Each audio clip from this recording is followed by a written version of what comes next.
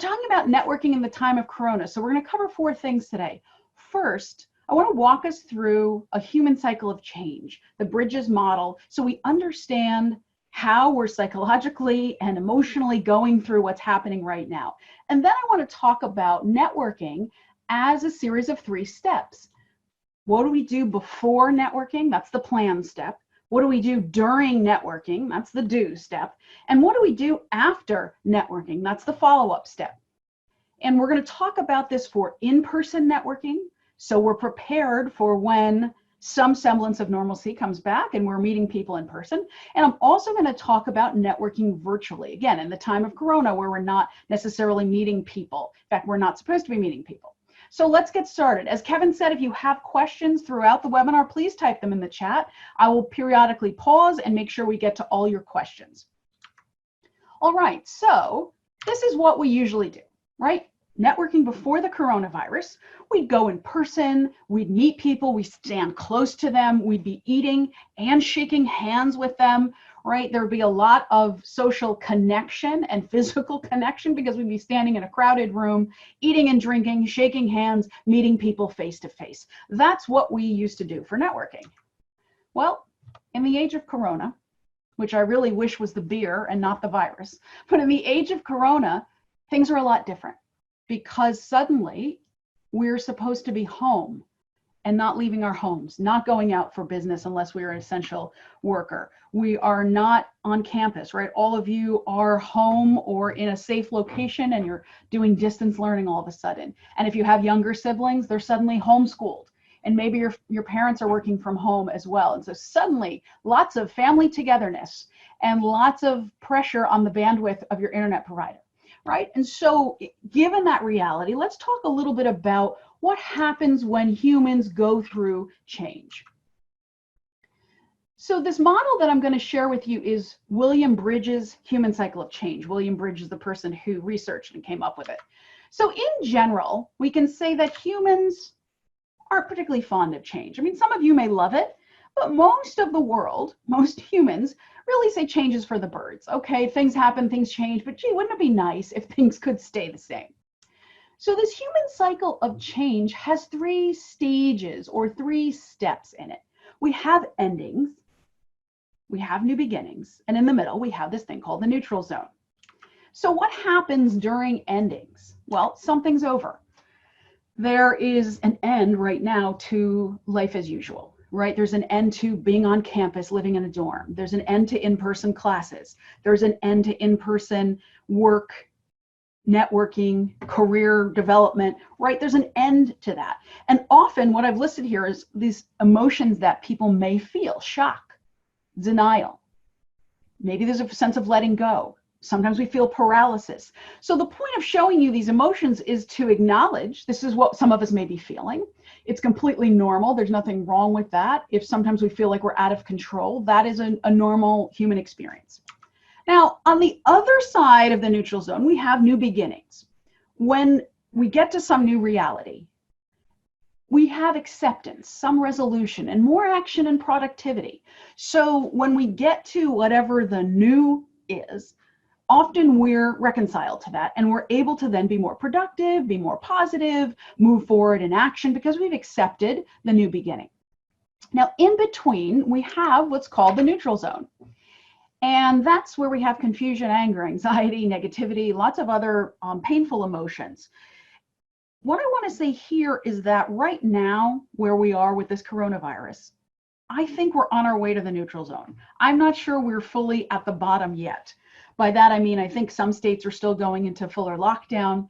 If you live here in New York and Connecticut, I'm in Connecticut, Fairfield County, right over the border from Westchester. We're really the epicenter on the East Coast, right? New York, Fairfield County, Westchester County.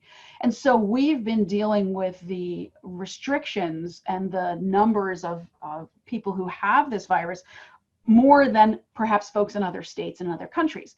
And so we're a little ahead of the game, but I'm not sure we've gone into the neutral zone fully. And it's important to remember that the neutral zone is a time of great anxiety and great confusion, but it also can be a time of great creativity, great opportunity, because there's not a lot of restrictions and rules on thought, right? We may be restricted in action, but our thought is open. And some of the old parameters and some of the old ways we did things, that no longer holds. And so it can be a time of great creativity and opportunity. So here's a wonderful quote I love from Marilyn Ferguson talking about the neutral zone. It's that place in between that we fear. It's like being between trapezes. There's nothing to hold on to. And so I love this picture because depending on how you look at it, she's falling. She's free falling. But you could also look at it in that she's flying, that she may have left one trapeze and now she's flying to catch the next trapeze, which is the new beginning. So just a reminder, here's what it looks like. We're on our way to the neutral zone. Maybe we bottomed out in the neutral zone. And here's what William Bridges had to say about change. It's not the changes that do you in, it's the transitions. Change is situational. The new site, the new boss, the new role. I might insert here the virus. Transition is the psychological process people go through to come to terms with the new situation. So it's important to remember that change is inevitable, but how we go through transition is personal. And we go through it at different speeds and in different ways. So keep that in mind as you're moving through your classes with your friends and your family, that people handle things differently. And by the way, even positive and rational change involves loss, uncertainty, and some turmoil. Those of you who are seniors, and I know we've got at least a group of seniors on this webinar, know what this is like, because even the positive change of graduating, assuming you were going to go through, let's call it regular commencement, out on the campus green, looking out in the beautiful Hudson River, you're going to go through that. That's an exciting change, right? You're graduating.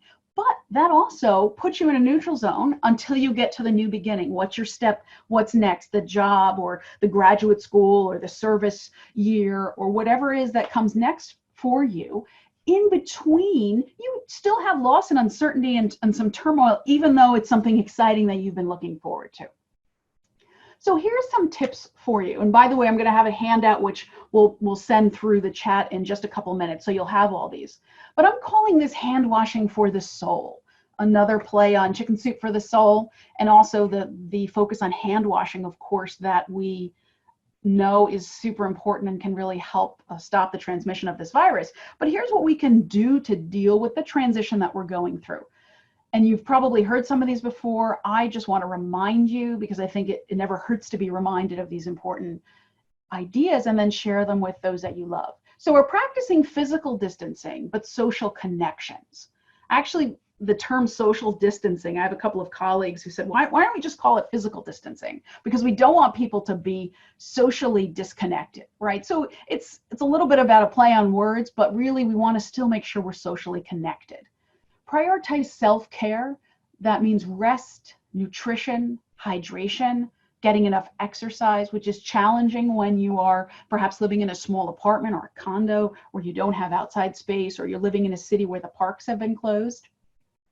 Focus on what you can do and control. Take small steps around your career, around your friends, around anything that you want to do, just small steps. And sometimes that small step is just getting up and showering. That's a big deal, or changing out of your pajamas.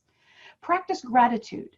It's difficult to spin into panic and chaos if you are practicing gratitude. So think about what we have to be grateful for. The ability, this technology, how we're coming through to you today, that we might not have had 15 or 20 years ago, right? Our health, for those of us who are healthy, our families. So practice gratitude. Rediscover spirituality and nature. If you are practicing a religion or a faith, or you have some spiritual basis, or you're connected to nature, that helps to reconnect us. Limit your news consumption. And I know, and as I'm standing here, I've got my phone on and, getting all the alerts, but let's limit the news consumption so we control when we get the information. In fact, I had to restrict watching news. I only read it now because the news on the video was just too much for me to watch constantly. And I also check it only at specific times during the day, and same goes for social media. And then help others. It could be as simple as calling someone. It could be as simple as sending a note via email, or calling up a neighbor to let them know you're going to the store. Could you pick something up when you're doing that super, it's like the super secret agent grocery store run where you're putting your mask and your gloves on, or you're going in the search of toilet paper and hand sanitizer, but offering to help other people, or babysitting for your younger sibling if everybody's at home, or whatever it is, in some small way to help others. So that helps us understand what we're going through, some tips and techniques that we can use to better deal with the situation. So now we can focus on networking. All right, so let's go to step one around networking first. So let's start off with the name of this webinar, How to Schmooze. So many years ago when I first started my business, a client asked me to do a seminar on networking. And I said, let's call it How to Network. And they said, let's call it How to Schmooze. And I said, I hate that name. It sounds like I'm going to sell you a car that doesn't work, or I'm going to sell you a lemon, or try to make you a deal. I really hate the title. And the client said, well, I really like the title, so let's use that. And of course, clients always right. And in this case, it turned out they were right, that the name attracted people. And so the name stuck. So every time I've done How to Schmooze, it's always filled and sold out. And so to make myself feel better about this title, I looked it up in the dictionary and I chose a definition that I think is a good definition. It's a useful definition. It's a definition I like. So this is what we're going to call schmoozing. It's to converse informally or to chat in a friendly manner. There's nothing here about lying, about shaking hands while you're ignoring the person. It's not about selling them a deal. It's really about conversing informally and chatting in a friendly manner. So step one of networking, whether it's in person or virtual, is planning. We don't just wing it. We don't just network. We have to think about it, prepare, and practice first. So I want you to ask the question, why am I spending time attending this networking event or meeting this person? It could be in person or virtual, right? We're doing virtual networking events. I've seen virtual happy hours going on. So when you're reaching out to somebody, or you've gotten an invitation to an event in person or virtually, why are you going to invest the time? Because you only have 24 hours in the day. Why are you spending your most precious commodity, which is your time, on this event or on this person? So I want you to think about your goal. What is your goal? Are you responding to an advertised job or internship? That's pretty straightforward, right? You see a job or internship that's advertised and you're responding to that. Are you inquiring about the possibility of that, right? You're going to this event or you're meeting this person in the hopes of having some possible job or internship. Are you asking for a favor? Hey, could you review my CV? Hey, could you make an intro? Are you looking for an informational interview? You know, could I talk to you for a few minutes and understand what it's like to be an instructional designer, or what it's like to be an architect, or what it's like to be a physical therapist? So getting very clear about your goal for this specific networking opportunity. You also want to think about it from your side, because networking is not all about getting. It's not get. You got to give. So what are you offering? Now, some of you may say, Gilda, I'm a freshman in college. What could I possibly have to offer? And I really want you to think about this, because I don't want you to undersell yourself. I think you have a lot to offer.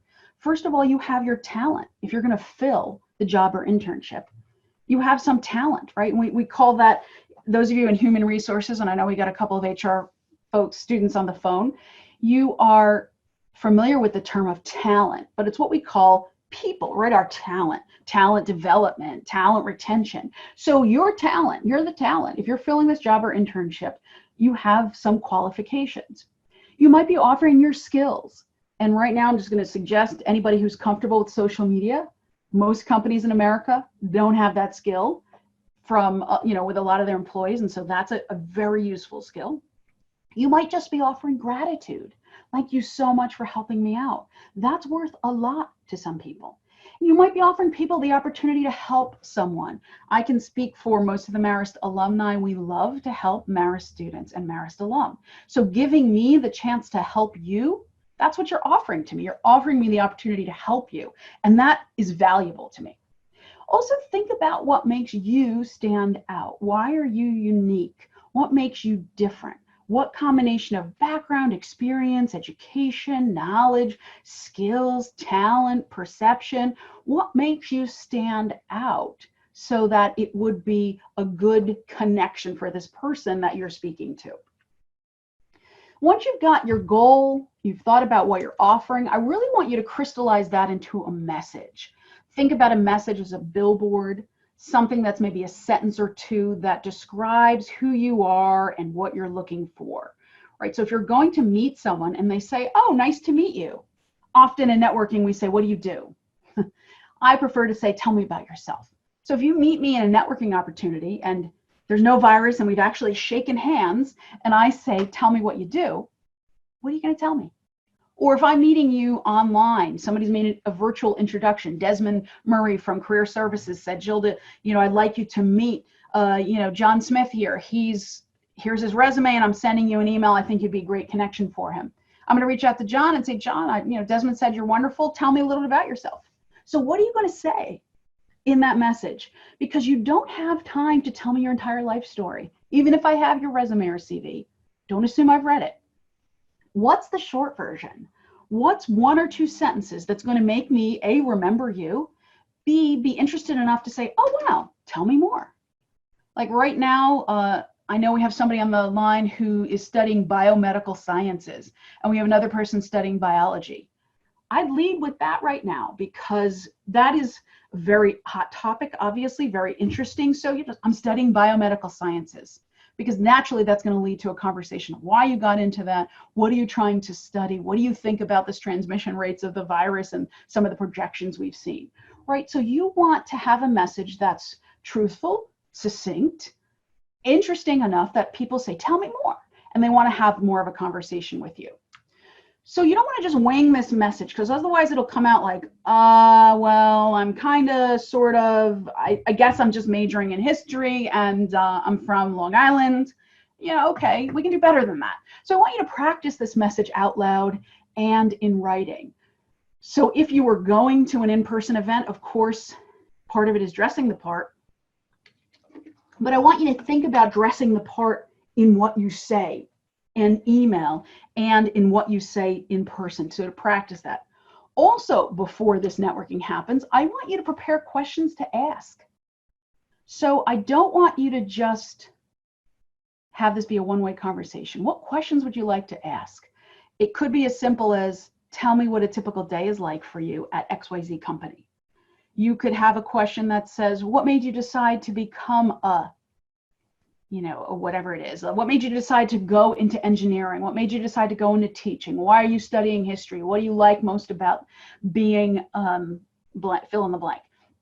So have these questions ready, have a bank of questions, and then also prepare answers to commonly asked questions. You can predict, I'd say 80 to 85% of the questions you're going to be asked, both in networking and in an interview, by the way. So don't just wing it. People are going to ask you, what are you majoring in? What do you want to do after graduation? Where are you from? What are you studying? What are you working on right now? So prepare some answers to that. Okay, so step 2 is the do step. So preparing and practicing, step 1, takes some time. It takes some practice, some research, some energy and effort. Once that's done, now you get to step 2, which is what do you do when you're actually networking? And remember, this is in person as well as virtual.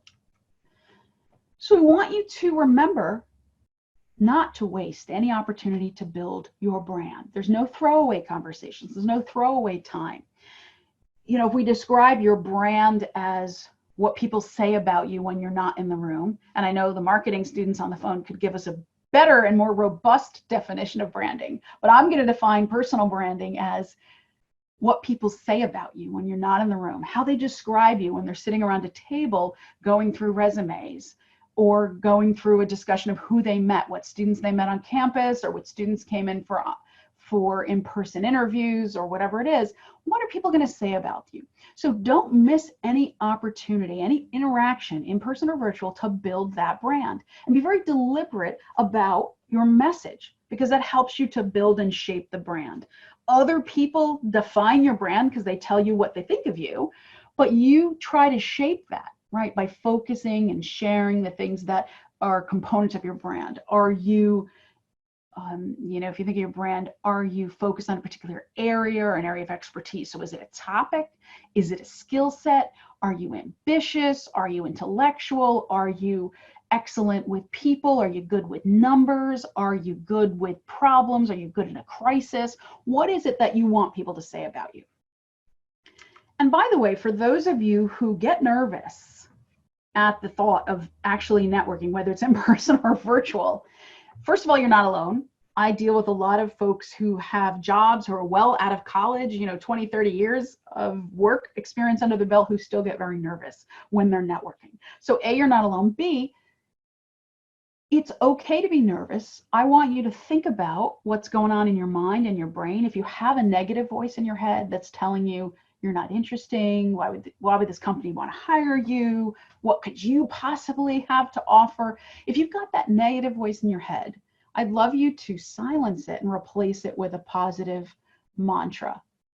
Positive meaning and mantra meaning a phrase you can repeat over and over. So whether that's "You Go Girl," which is my personal favorite, or you want to have a song title or something positive that can pump you up, like "I've got this," or "I'm prepared," "I'm interesting," "I'm eager to contribute," "I'd be a great hire," "I'm good, I'm good with people," "I'm excited about this," whatever it is, something that can help you get your positive mojo, get you feeling comfortable, get you being confident, right? Because confidence is crucial. And if you go in with confidence, not cockiness, but confidence, and a willingness and a desire to connect and to truly share and help, that's going to help you be a lot more successful in your networking.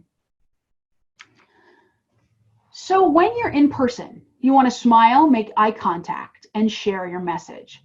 So if you're nervous, sometimes we try not to make eye contact, but you need to do the opposite. You need to make eye contact. Certainly in Western countries and in the United States, eye contact is considered respectful. So regardless if you're meeting the most senior person or the CEO or the newest hire they have, you would make eye contact as a sign of respect and confidence and connection. So you want to smile and make eye contact, share your message. And you want to be aware of your body language. And this is really for in person, but we're going to talk about it for virtual in a moment. But in person, if you look at the message from this person here, if there was a little word bubble coming out of her mouth that said, "Hi, nice to meet you, I'm Liz," that message would not match what her body language is telling us. Her body language is saying, "Go away, I'm not approachable, I don't want to meet you, I'm angry," right? So if your words and your body language don't match, people tend to believe your body language. So it will undermine your message. So there's a couple of components of body language here. Eye contact we've spoken about, voice we'll talk about in a moment, your facial expressions, your gestures, your posture, your movement, all of that tells a story. So the point here is not to make you feel even more uncomfortable than you already are, or feel like you have to be an actor with how you move on stage. It's really to encourage you to think about being consistent in whatever message you're conveying, to make sure your body language says that same message. So if this is going to be in person, you would practice perhaps by pulling out your phone and recording yourself on video, even though that's intimidating for some of us. You want to look at how you sound. If you watch that video and turn off the sound and fast forward, you'll really see your posture and your movement and your facial expressions be exaggerated. So body language is crucial. It's also important for you to be a good listener. And if there are any introverts on the call, good for you, because this is easier for you. So if we think of extroverts as always having to talk and always wanting to share and always wanting to tell the story and get the laughs and be connected, in a networking conversation, sometimes you have to be quiet. You have to ask a good question and then be a good listener.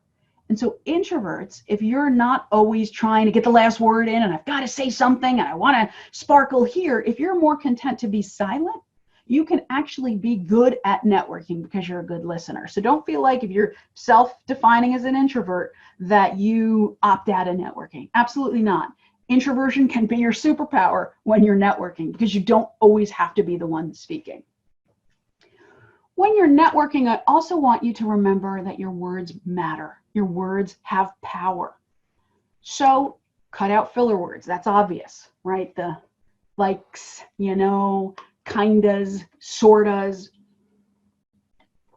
A couple of those are fine, but if every other word is like, kinda, sorta, I'm not kind of sort of getting the idea that you're kind of really sort of, confident.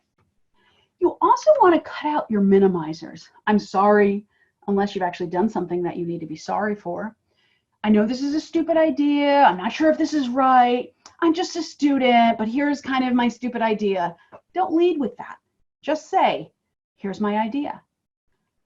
I'd like to share this with you. What do you think of this? Right? So try not to minimize yourself. Now, if you are networking or connecting over the phone, just the phone only, and people can't see you, kind of like we're doing right now, you can't see me. Your voice is all you have. So you need to make sure you speak loudly enough to be heard. How loudly? Depends on the room size, the phone connection, the background noise. I would recommend that you stand up. I know you can't see me, but I am standing up right now. Even though I could be lounging in the nice comfy chair that's next to me, I am standing up. My weight is evenly distributed on both feet. I'm not leaning on the desk, and I'm smiling, because I hope you can hear that in my voice. You can hear a little bit of energy. You can hear a little bit of support. You can hear a little bit of that in my voice, as opposed to, here's the voice, a lot of breathing. Now I'm hunched over. Now I'm collapsing my lungs. Now I'm just kind of, whatever. No, we don't want to take it casually. Stand up and smile. Use a clear, consistent phone line. So if it's a very important call, maybe you take the phone off Wi-Fi and use your wireless connection, or making sure you are somewhere where, if the line always drops in a certain room in the house, go to a different room in the house to take the phone. Or if you still have a landline, which I actually still do, maybe use the landline if it's an important call. Use a headset and headphones. Make sure that you can be heard and that you can hear. Keep in mind, though, that headsets are very sensitive and can pick up a lot of background noise. I was on a call a couple of weeks ago, and I had a nice headset on, and I hadn't muted myself, and there were birds outside my window, my home office. There are birds outside just tweeting away, and somebody on the call said, whoever's got the birds, whoever's got the pet birds, if you would mute yourself, because I hadn't realized that you could hear the birds so clearly. And so they weren't pet birds, they were outside the window, but still we could hear it. So I had to mute myself. So if you're using a headset and headphones, be aware of the background noise.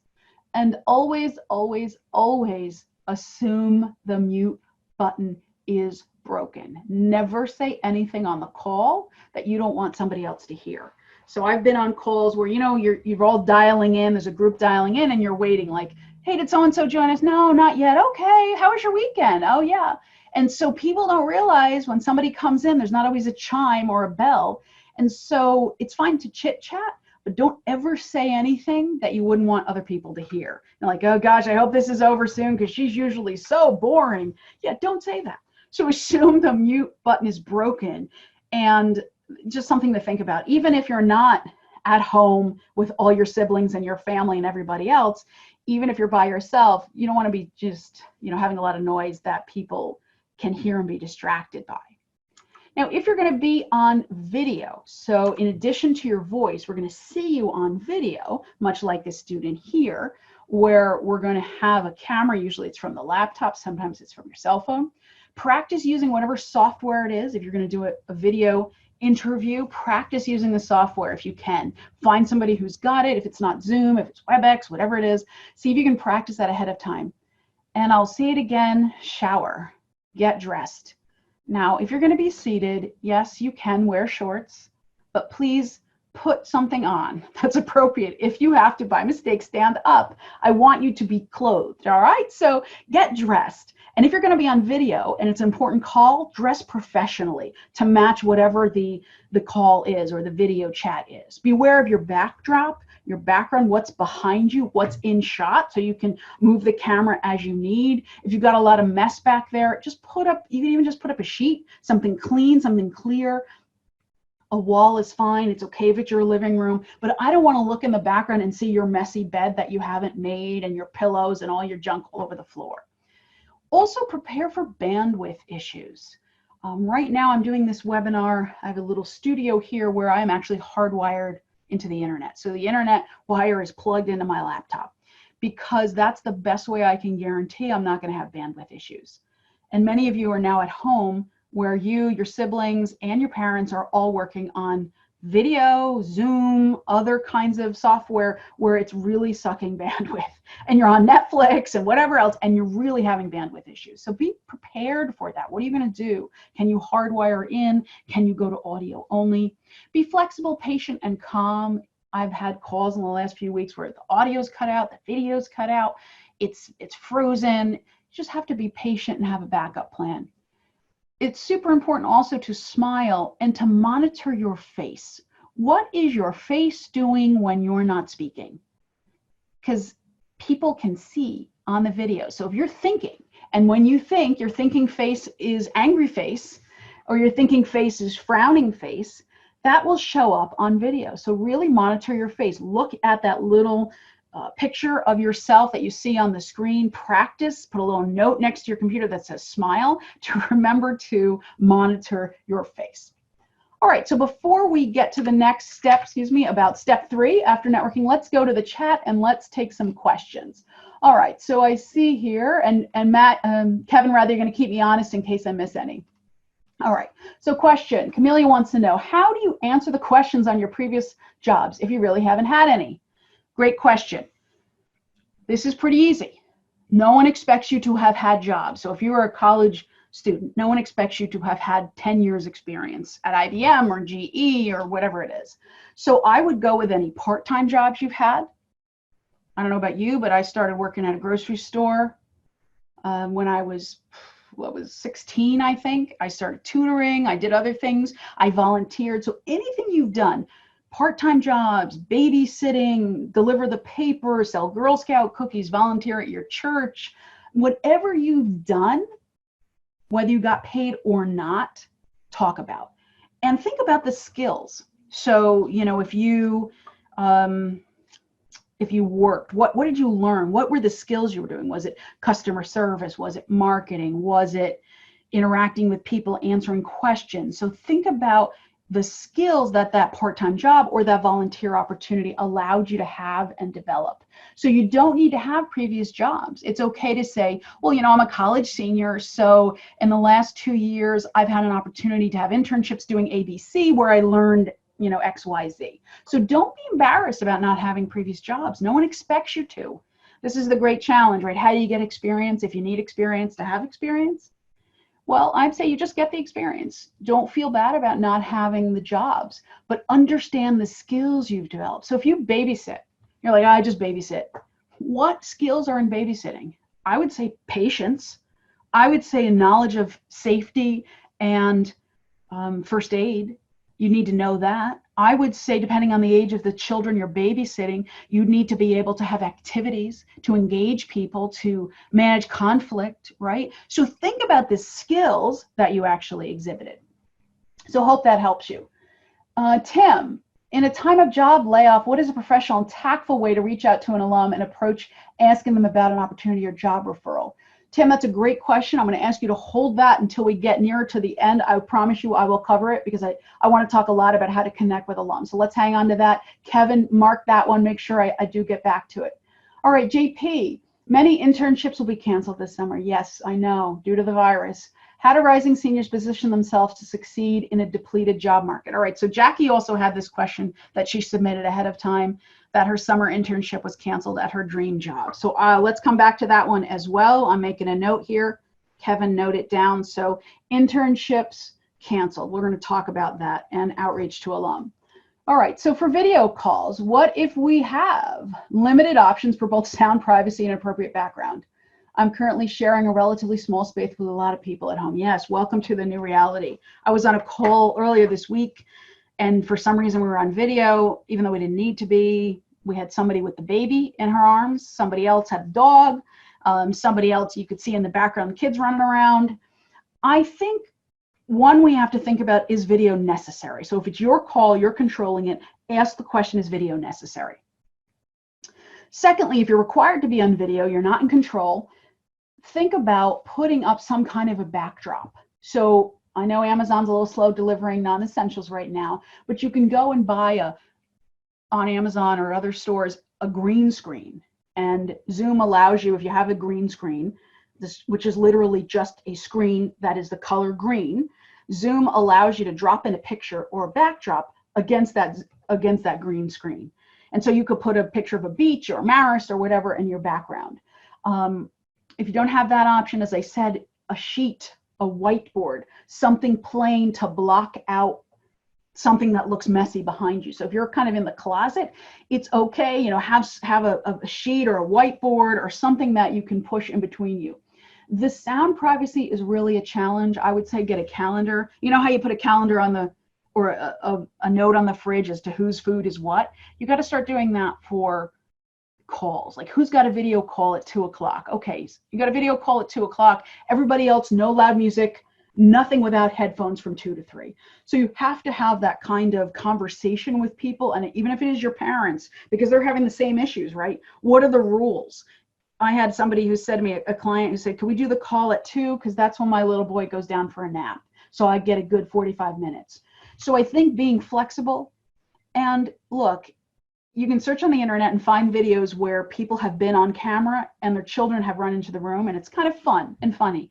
If that happens, if something weird happens, a dog knocks over the camera, or, siblings are fighting behind you, just acknowledge that and say, okay, excuse me, I'm sorry, folks, we got a little bit of action going on in the back. As you know, we're all working from home now. And so just acknowledge it. I think if you try to accommodate each other in your living space, that will get you halfway. And then the rest of the ways, if you are calm and not distracted by it, the headset can really help. A microphone can really help. If you need to speak in a closet, I mean, really, literally, or in the basement, or as the weather's getting nicer outside, I think people are being a little bit more tolerant of that than they would have been a couple of weeks ago. All right, Victoria, as a college senior, I've started my full-time job search. I found that a lot of job applications say entry level is 3 to 5 years. Should I still apply, even though I've only had a few internships? I'm going to say yes, and I'm going to tell you to speak to the experts. We've got Mary and Desmond and Kevin and Laura on the phone from Career Services. I would run that by them specifically around the job description and the company. But I would say yes, if you have skills that allow you to fulfill that job. So if they want 3 to 5 years experience doing brain surgery, and your internship has been checking people in at the visiting desk of the hospital, probably not, right? But if you have some of the skills and your internship, whether it's paid or not, doesn't matter, the internship has allowed you to do that, and you think you could do the job, then yeah, I would consider applying. But then you better make a case in that cover letter and everything you communicate to that company and that hiring manager why they're going to make an exception for you. You don't have 3 to 5 years of experience, but what makes you stand out? All right, I don't see any other questions there other than my 2 that I'm going to come back to. So let's go to step 3 after networking, and then we'll come back to the questions. So step 3, after networking, you're not done yet. You do have to follow up.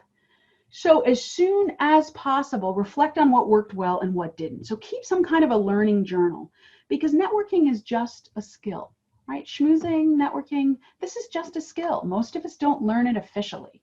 I'm trying to help you learn it officially, but most of us aren't good at it naturally. We have to work at it. And so if you think of it like learning a skill, like learning a language, like learning to cook or learning to speak French or learning a particular skill, keep a journal, whether it's electric or paper, what worked well and what didn't. Okay, I really did well here. I was confident. I had my positive mantra. And then I didn't really do well here because I hadn't thought of questions to ask them. So when they said any questions for me, I drew a blank. Right, so reflect on what worked well and what didn't. Schedule time to follow up. It doesn't just happen. So if you go to an event, virtual or in person, you meet 10 people, you can't just squeeze in following up with 10 people in the middle of your regular busy day with classes and studying and relaxing and family obligations. You need to put it on your calendar the way you would schedule any other appointment and say, I'm going to allot this time to follow up. You want to nurture your relationship. So don't just reach out when you need people. Make sure you reach out to express thanks, and then update your network regularly. So if I've spoken to you and helped you in some way, or we talked about a job or whatever it is, keep me in the loop, because I may be dealing with 20 students as a hiring manager, actually thousands probably, but a lot of students.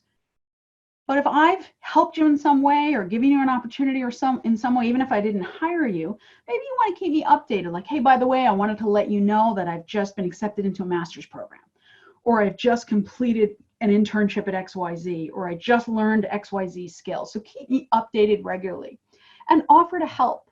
Remember, if you have a skill that others need, they're willing to do anything for it, right? If you know social media, if you have a skill somebody else needs, if you're familiar with a software or a product or something and somebody else needs to learn it, offer that help. So think about what you can give in a reciprocal relationship, not just getting. And here's a thing to relax you. Here's a reminder. You don't have to be perfect.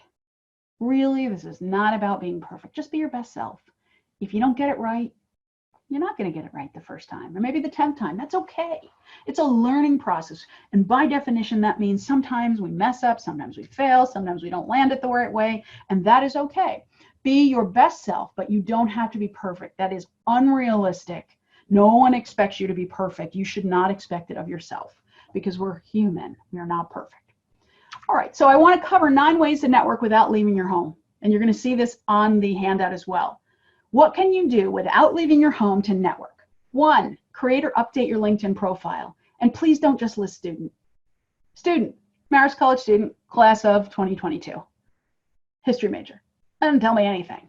Okay, it tells me a little, but I want to know more than that. So get a good description that tells me, focused on XYZ, good analysis, good writing skills. Give me some kind of phrase. Remember that brand I talked about?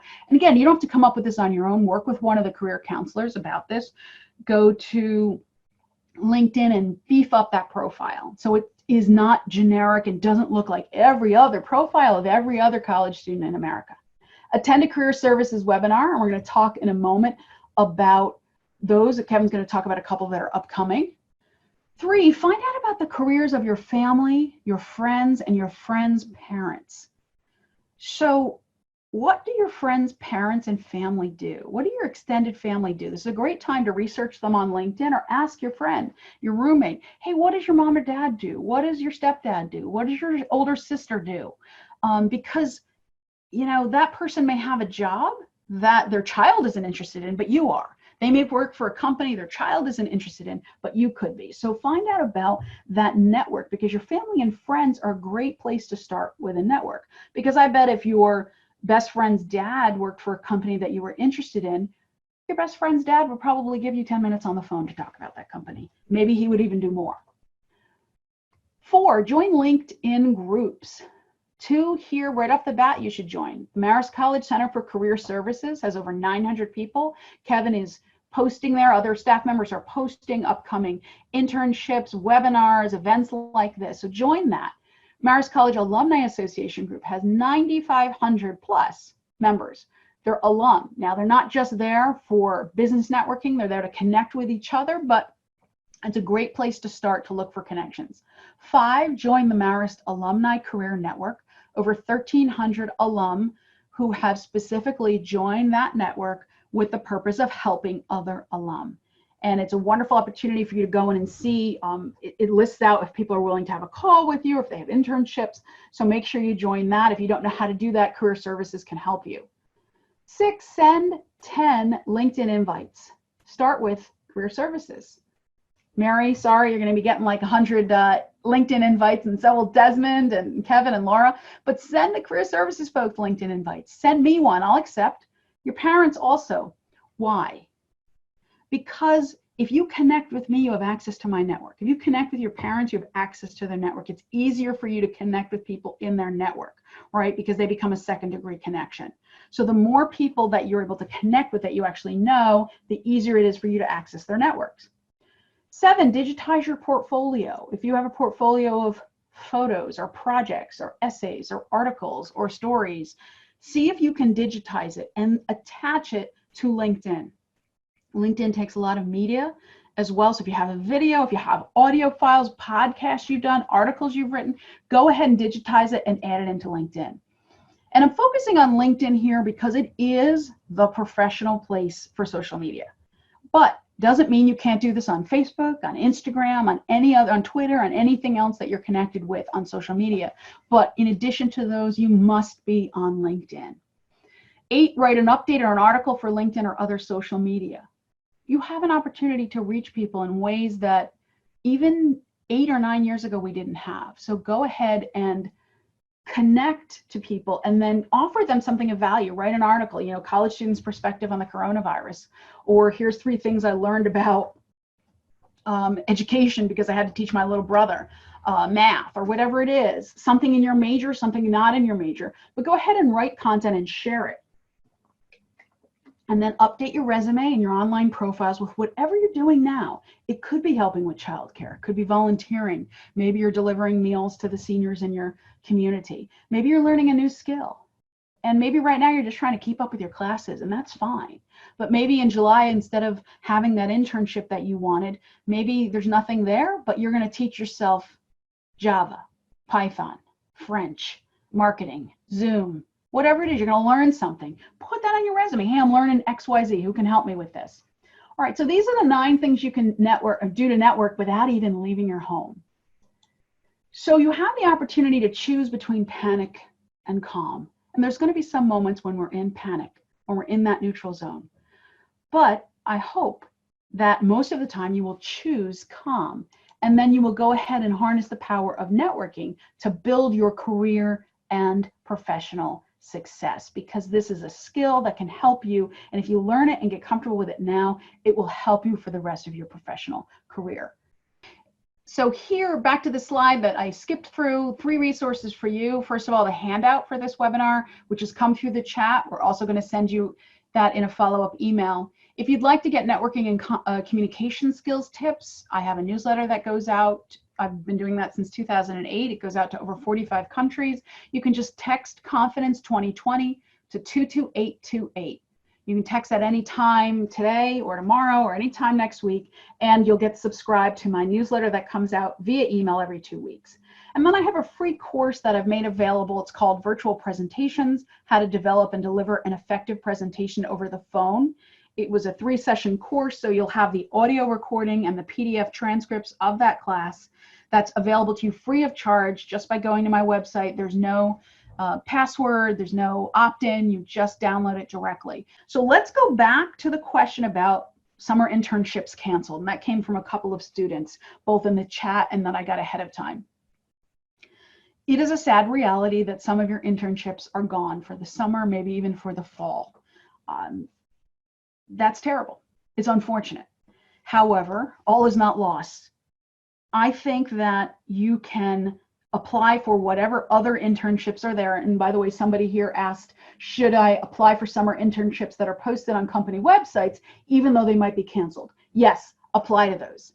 But if you already had one lined up, and I know Jackie, you had one at your dream company and it got canceled, and I've heard that from a lot of students, it's okay. Acknowledge this is not your fault. You had no control over it. You didn't lose the internship because you messed up. It's just the reality. And so what do we do about it? Can we find another internship? Maybe not, maybe.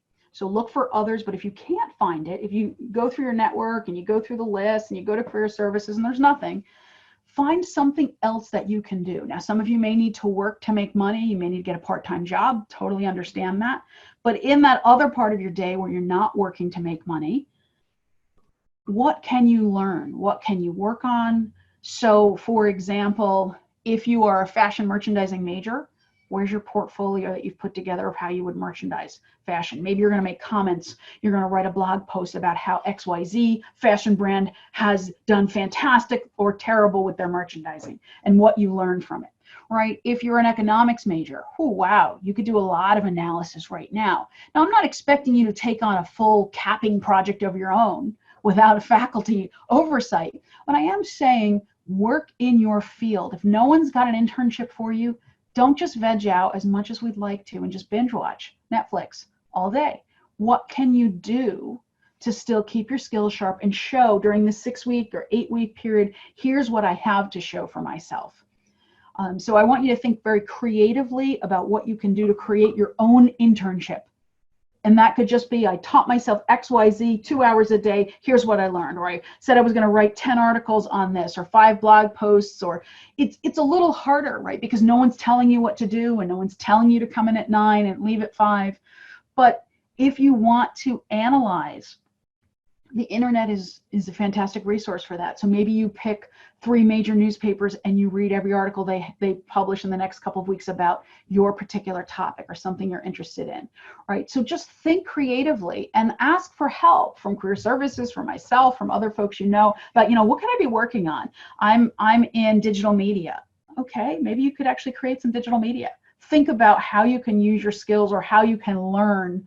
There's plenty of free webinars being offered now, not just by Marist, but by other organizations. So what can you tap into and learn during this time so you have something to show for it? Do you have any tips for maintaining self-confidence, even if you don't have a lot of experience? Yes, this is a question of practice.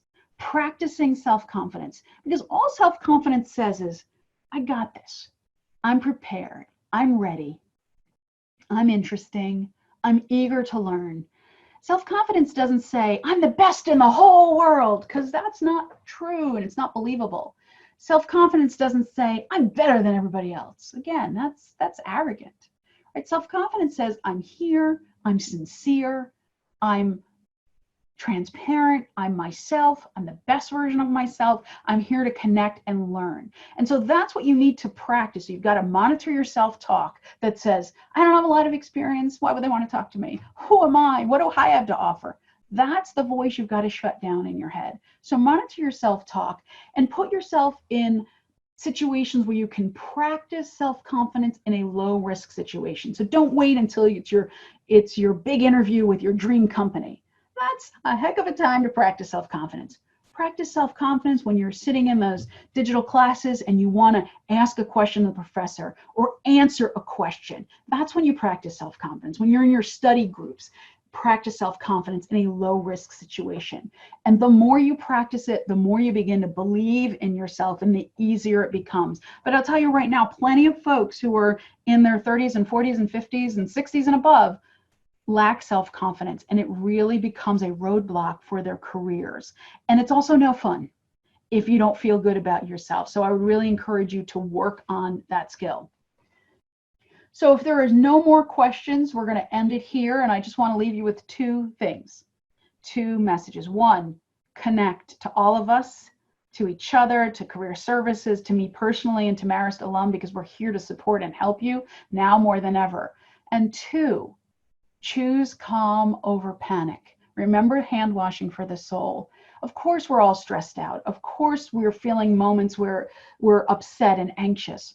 There also have to be moments of joy and gratitude and peace and calm. And then we have to support each other. So reach out to your roommates, your friends, even if they are far away. Reach out to people who might need that extra support, people who might be feeling depressed or isolated or alone or scared. Be that support for them and seek that support from each other. And together we'll come through this. We'll get to the other side. We'll get to the new beginnings. It's not going to be business as usual, but whatever that new reality is, we'll come through together. And know that the Marist community is always here to support and help you. So thank you so much to Kevin and his entire team and everyone at Career Services for inviting me to speak with you. You did me a favor because you let me be useful to Marist students in this very challenging time. So go out there and schmooze and be calm. And I look forward to meeting you in person down the road when we're allowed to shake hands and smile together. Thanks so much, everyone, for being here. And we'll talk to you again soon. Bye-bye.